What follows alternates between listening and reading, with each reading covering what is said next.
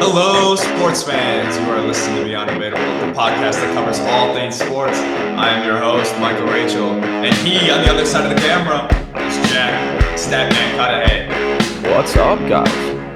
How you doing? Pretty Next good. to me on my left is Wade County Malik, joining us once again. Today we're talking about the Bucks Celtics. It's a sad day. It's a real sad day. Jack and I are Bucks fans. You might not think so after I'm done with this episode. But before we start, like, subscribe to our YouTube channel, please, and follow us on Twitter at Beyond Debatable. We're tweeting during the games of the NBA playoffs, and we'll interact with you guys and see your thoughts. All right, so Arm, you want to start off quick before I go on my rant? Sure. So the Bucks are now down 0-2 to the Boston Celtics without. Real quick, let me just recap it. Yeah, recap. So the game just ended. Celtics beat the Bucks tonight, 120-106. Jaylen Brown leads the way for Boston with 30 points, 5 rebounds, and 1 assist. Giannis being Giannis had 30 points, 9 rebounds, and 8 assists in 43 minutes of action. Goes back to Milwaukee. Celtics up 2-0. Arm, go ahead. So, like you said, they're down 0-2. And Boston's without Gordon Hayward. They're without Kyrie Irving. They're without Marcus Smart.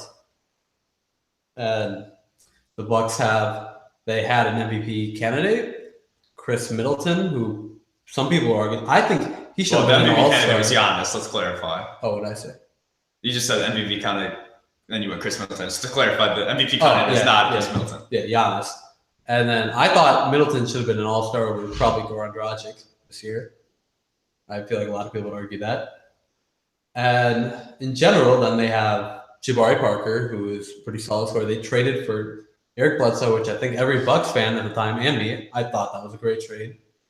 Ironically, they gave up Greg Monroe to the team, and now he's kind of killing them.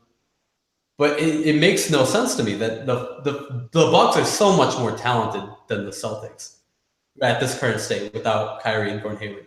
Like, I almost feel like if you took away the team, like the Bucks, and you took away the Celtics, and you took away the coaches, and you just put all the players out there on like a blacktop, and you were picking teams, who would be the first player you pick? You pick Giannis. The second player, I would pick Middleton. Then maybe the third, you go Jaylen Brown. But I feel like you almost pick Eric Bledsoe fourth off talent. At that point, you're like, how are they? And these are rookie and a second-year player that's got them to a 2-0 lead.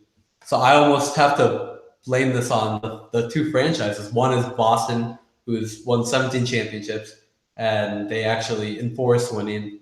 And one is the sorry Milwaukee Bucks, who really don't hold their players accountable, which is hard to do in a small market. And I feel like that has a lot to do with what's going on right now. I agree with every single thing you said, but I'm going to take it a different direction if you're all right with that.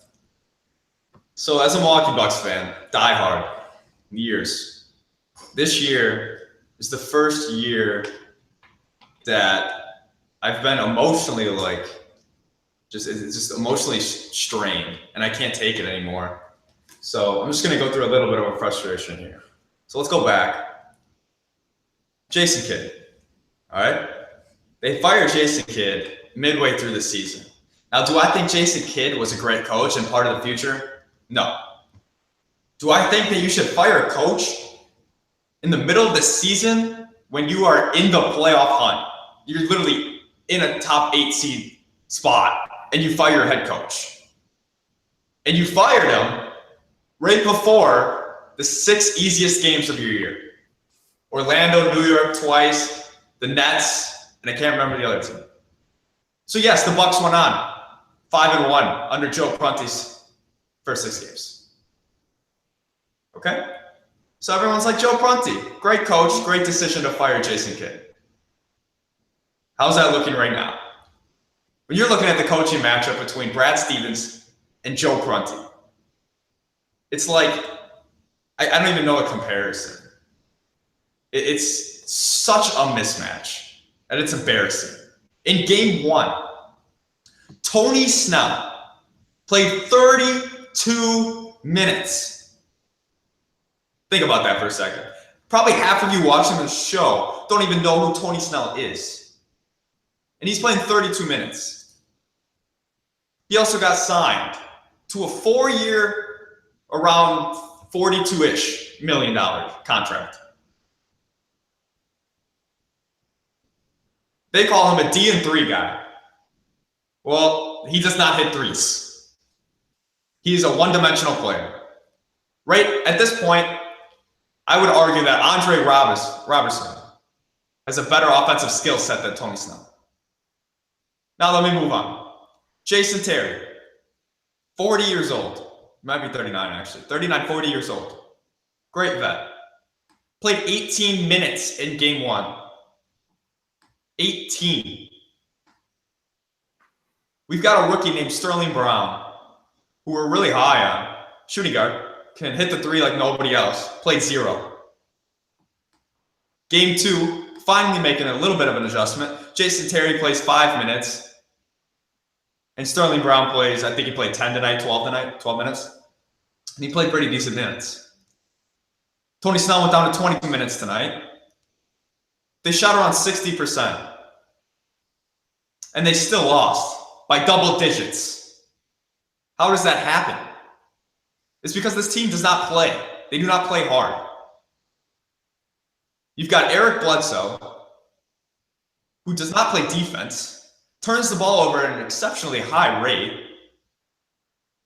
But it's okay, because in his post-game interview after game 1, he said that he had fun. Well, I'm glad that our $15 million point guard is having fun. Said he had fun. He said he had fun. He said it was fun. I didn't know losing in overtime in game 1, in a game you should have won, a game that you were probably favored in, even though it was 2 versus 7. But you had fun. That's all that matters. Well, that's all right, because our coach will knock some sense into him, right? No. He also said that it was a fun atmosphere. These guys are being paid millions and millions of dollars to go win a championship, and they're just worried about having fun. The Bucks, for 2 straight years, were projected to be a 3 or 4 seed, have home court advantage for 2 years now. In those 2 years, we finished with the 6th seed at 42-40, and then the 7th seed this year at 44-38, I think we were. Mm-hmm. It's embarrassing. Your talent, you have Giannis Antetokounmpo, Eric Bledsoe, who should be an all-star if he played up to his talent level, Jabari Parker, who's currently gone with this team, knows that he's not going to get re-signed, so he's out here playing for a contract for somebody else. What did he play tonight, Jack? 12 minutes? 10. 10 minutes. 10. Jabari Parker, who could be an X factor in this series, is playing 10 minutes. But how many he played in game 1? 15. He played 15 minutes in game 1.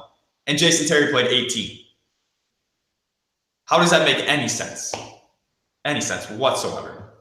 Then we got a guy by the name of Shabazz Muhammad, who is a very good offensive player off the bench. But we still leapfrog him and Sterling Brown for Jason Terry. Makes sense. This team is not going to go anywhere until you get a coach that actually disciplines this team's. I don't know if you guys saw, but Jason Kidd was quoted saying that this team does not practice hard. Now, I understand if a Houston or a Golden State or a San Antonio, a team that is established in the playoffs when time comes, doesn't practice hard during the regular season. But this team hasn't accomplished anything. The Milwaukee Bucks have not won a playoff series since 2001. How can you not practice hard? That's embarrassing. But it's okay. They're having fun. So now you're down 2-0 to the Boston Celtics, like Arm said, without Gordon Hayward, without Marcus Smart, without Kyrie Irving. Boston shot 30-something% in game 1, and you were down double digits. You had to climb your way back in the last 3 minutes. And then you hit a miracle shot to send it to overtime, in which you got worked in overtime. So the Bucks, they need to blow it up. They need to keep Giannis, they need to keep Brogdon, and then the argument is, do you keep Middleton? Everybody else is expendable. Now, I personally would like to see Sterling Brown stay and Thon Maker stay to see if they can develop. Thon was supposed to be a lot better this year. Thon was supposed to be a lot better this year. He was also injured and did not play. So now the Bucks are going to go back to Milwaukee. Probably going to split. But at the beginning of the series, all the Milwaukee Bucks fans were happy to get Boston. And I was ticked. Because, to be completely honest, I hope this team gets blown up.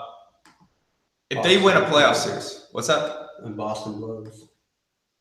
Yes. If the Milwaukee Bucks win this playoff series, they most likely will not blow it up. Who knows? They might even re-sign Jabari Parker to a contract that's bad. And if you want to talk about bad contracts with the Milwaukee Bucks, John Henson is making around $11 million a year. Tony Smalls, I mentioned, has a 4-year contract, 42 plus. Matthew Dellavedova has 3 years, $30 million left on his contract. Let's see here. Oh, we're still paying Larry Sanders and Spencer Hawes a combined $7 million.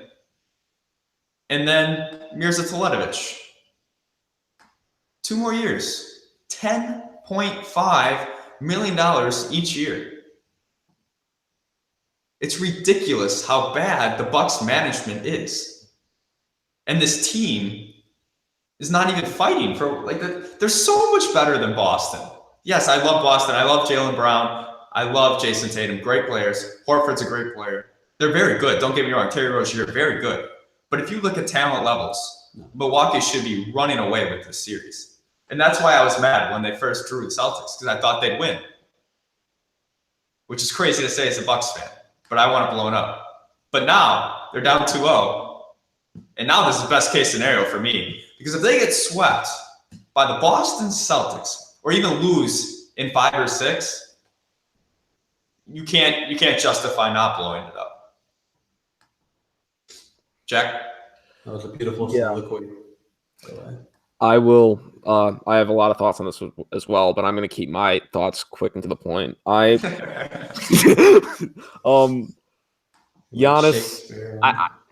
Giannis, when he's on the court, it's really simple. When he's on the court, this team is pretty good. Maybe not tonight, but when he's not, offensively, yeah.